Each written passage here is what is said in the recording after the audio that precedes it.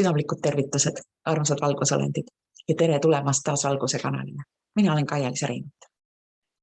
Täna mul oli plaanis alguses hoopis teistsugune video teha, aga kuna info, mis vajab väljaütlemist, puudutab just tänast päeva, siis see, mis ma plaanisin alguses täna avaldada, avaldub siis mõne päeva pärast.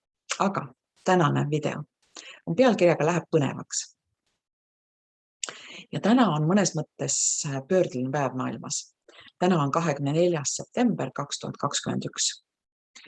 Ja tundub, et maailmas läheb väga põnevaks. Nimelt mina jälgin Telegrami kontol USA justiitsministeeriumi erinõuniku John Durhami. Ja tema oma Telegrami kontol kirjutas paar päeva tagasi, et tema konto suletakse ja alla see, et kõik, kes tahavad teda jälgida, et seda on vaja teha nüüd. Ja see selleks. Ja põhjus on siis selles, et me sukeldume kollektiivselt niinimetatud pimeduse kanalisse. Selleks, et teisest otsast vabadusse ja valgusesse jõuda. Ja selles pimeduse ajas, selles pimeduse tunnelis pannakse siis kõik asjad oma õigetele kohtadele ja lõpptulemus on siis see, mida me kõik tegelikult oleme oodanud, vähemalt valgustöötajad küll. Ja see võib tähendada erinevaid asju, see, mis ma praegu ütlesin. Aga fakt on see, et täna reedel 24. septembril avalikustatakse USA presidendivalimiste 2020 auditi tulemused Arizona osariigis. Ja sellest on ju räägitud alates valimistest, et valimised on võltsitud ja nii edasi. Siiamaani ükski meediakanal ei ole seda käsitlenud ega avaldanud. Sest nagu teada, siis meedia on tumedate jõudude teenistuses. Aga see, mis toimuma hakkab, see saab põnev olema. Mina ei tea, mis toimuma hakkab, aga vaatame, mis toimub, sest sellest auditist peaks olema näha just see, kuidas neid valimistulemusi väga räigelt võltsiti. Ja selle tulemusel peaks valimistulemused kuulutatama õigustühiseks ja lumepall, mis mõjutab kogu maailma, hakkab veerema. Ja nagu ma ütlesin, see, mis järgneb, eks see ole näha. Ja mina rääkisin juba jaanuaris 2021, ehk siis selle aasta jaanuaris EBS-ist, ehk siis erakorralise teadaandesüsteemist, mida kevadel mitu korda oodati. Vale info tuli välja ja liiga vara tuli info välja ja nii edasi. Ja tegelik põhjus on selles, et seda süsteemi on mitu korda testitud.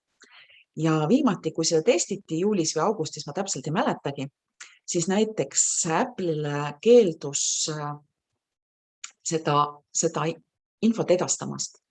Ja tänu sellele, et see nii-öelda proovi EBS ehk siis Emergency Broadcast System inglise keeles, see jõudis väga väheste inimesteni, umbes 20% inimesteni. Ja kuna Apple seda takistas, siis valged baretid ajasid või korraldasid asja ümber. Ja nüüd on aeg natukene edasi läinud, inimesi on palju ärganud, maailmas toimub nii palju asju taustal.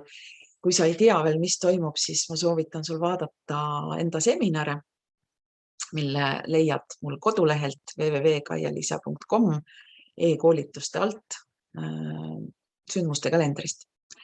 Aga see selleks.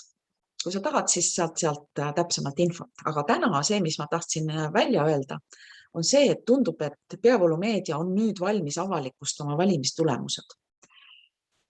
Ja selle tulemusena on tehtud, on kokku lepitud, et kui nad avaldavad, siis seda erakorralist teadaannet ei tule. Ja nüüd ongi siis huvitav vaadata, et põhimõtteliselt on kaks võimalust. Kas valimistulemused avalikustatakse ja EBS ei tule või peavoolumeedia keeldub avalikustamast ja meie ootame siis lähiajal EBS-i.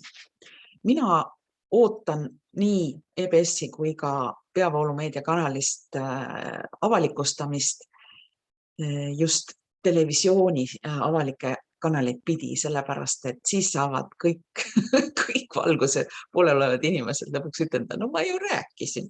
Et sest sellest on ju räägitud nii pikalt ja eks siis ole näha, et kui see kõik juhtub, tuleb see lõpuks kõik avalikuks ja ma olen kindel, et olenemata sellest, et tunneli lõpus on tõeliselt valgus, siis meil seisavad ees väga keerulised ja käed tööd täis ajad selleks, et kõik see uus maailm üles ehitada. Ja mina olen igal juhul valmis ja ma loodan, et sina ka. Sest asi, mis me peame teadma, et sellesse pimedusse sukeldumiseks me peame lihtsalt seisma sellega silmitsi, ilma hirmuta, rahulikult ja laskma sellel puhastusel toimida. Et see, mida John Durham, ma loeks või tõlgiks siit otse, mida John Durham oma Telegrami kontol kirjutas. Ta kirjutas niimoodi, et see hakkab juhtuma ja et hoiatus, et see hakkab juhtuma. Meie kannatlikkus on lõppenud. Kõik maailma patrioodid peaksid seda sõnumit nägema ja kogu ühe nädala perioodi jooksul ma avalikustan kõik tõendid ja tõde tuleb päevavalgele. Valmistage ette endale kõik back-upid, ehk siis eesti keeles on see varukoopiad kõigest. Informeerige oma lähedasi ja nagu tuttavaid ja sest need asjad raputavad siis kogu maailma kuni juuretasandini välja.